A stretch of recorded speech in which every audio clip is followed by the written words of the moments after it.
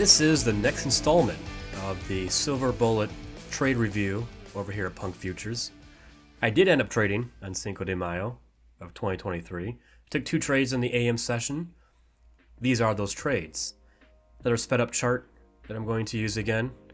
What I'm kind of doing here is I'm looking for divergence. I'm looking at things. Really what I'm starting to do is I'm analyzing this 950 to 1010 macro, trying to understand what's happening. There's a great video from Adora, I'll link it in the description below, that discusses how macros work, and he boils it down to 2 things. They either are reaching a higher time frame objective, or they're rolling over on previously profitable positions. And I'm trying to look for that, and so I'm looking at the higher time frame objectives.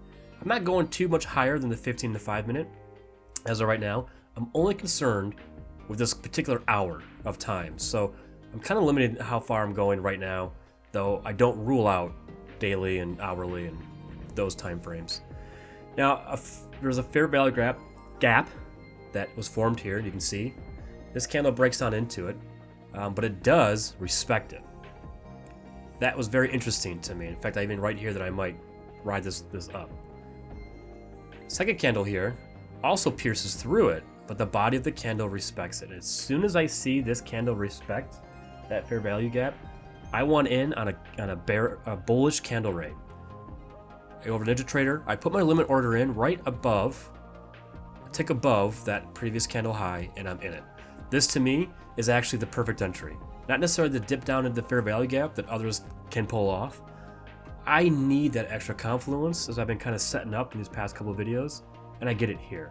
It's a great example of how that candle rate actually works. It's nice when it does. I still get a decent entry, and I can easily get my 5 handles as we ride up here. Now I am expecting bullish prices because we are in a couple of 5-minute and 15-minute PD arrays. Breaker block, and what else? I forgot what I annotated here. Definitely a breaker block, and then an order block, just a normal order block. In the trading view chart, when I kind of go back over there, you'll see the area in green. I believed at this point that the 950 macro drove price into those higher time frame objectives, those PD arrays, and that we're going to be looking for shorts. So unfortunately, I am still carrying a kind of sell side bias here. So that's why my annotation is that this here could be a liquidity grab. So I'm being very cautious with my stop loss. I do believe we're going to hit the 5 handles, but I'm also going to wait or be patient with this trade at least and move my stop up. Now we did break those highs and we did not break back down. My stop loss there, the reason why I didn't move it up to that retracement right away is because there was a fair value gap that was left behind and it could have tapped into that. All right, here's trade number 2. Now again, I want to bring up that I had that sell side bias here. Here's the area of green. We are in a couple PD arrays, short term but longer term. Short term to the daily or the hourly, but longer term compared to the 1-minute chart. That's kind of what I'm looking at here. So after my long, I'm still now wondering if we are going to eventually reverse, and that's kind of what I'm looking for here. I begin to annotate what I think is that sell side move occurring, and we'll see how this plays out. On the chart, you can see that annotation about the macro doing 1 of 2 things. Again, I'll link that Adora video who explains it way better than I just did. As I mentioned in the previous video, I am kind of marking out those 2-minute, 3-minute, and 1-minute break structures when I see them, just to kind of give me extra confluence again. I'm loving these breaks down, I really am. I don't like that kangaroo tail, I remember that, but yet I'm forcing something here. If it hasn't been obvious yet by my annotations, I'm forcing something. Even though I did say caution, as soon as price breaks through that volume imbalance, and I'm kind of in it, or at least in my mindset, I'm already looking for this. And this is where things kind of go a little bit problematic.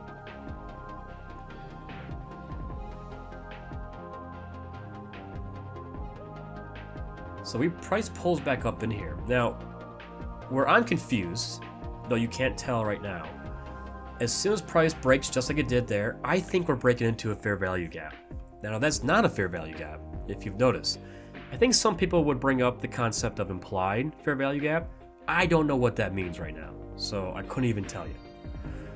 Now I do scale down to one contract because I did have a $500 first great trade, so I don't want to give all that back. So I do scale down to one contract. Again, I'm setting my limit order, even though I think I hit market order. I meant to hit limit. And yep, there it is. I got it set for that candle rate to the downside. In my mind, this is a very great trade because I think I'm getting in off a fair value gap, but I'm not. The fair value gap's up above. That matters here for my trade. Now, I'm not quite confident yet to get off the breaker blocks by themselves. I really want to have that breaker block within a fair value gap. That's not what we have here. At this time, though, I think it is. I really, really do. So I'm pretty confident. My annotations are all setting up the winner. Here's what's going to happen. However, what seems to have actually happened is that price does break down or tap into a previous order block.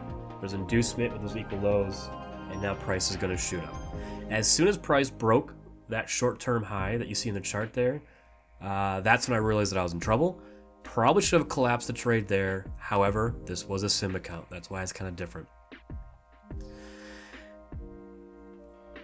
So the question really becomes, if this was my real money or prop firm money, would I have taken this trade? Yes and no.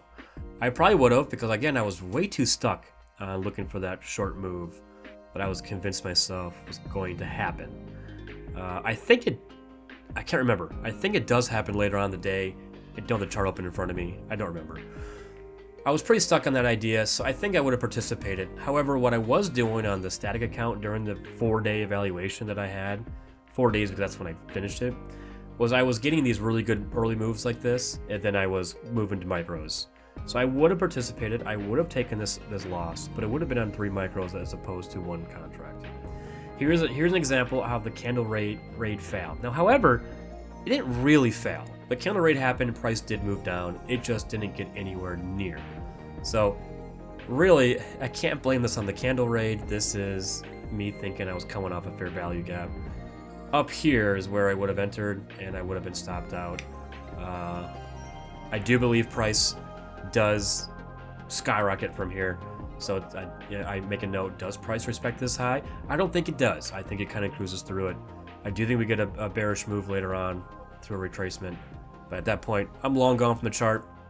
I got my 250 fake money dollars. That's nice. Here's the trades of the day. You will notice that I took a trade on the real account because I was trying to just fill in the 7-day activity. I am an idiot, and I thought I had a different strategy selected, my scalp strategy for 3 ticks. Instead, I had 5 handles selected, and I walked away from the chart, lost $21, had to get it back, and I did. All right, I love you, and I'll see you again at the next video. Thank you very much.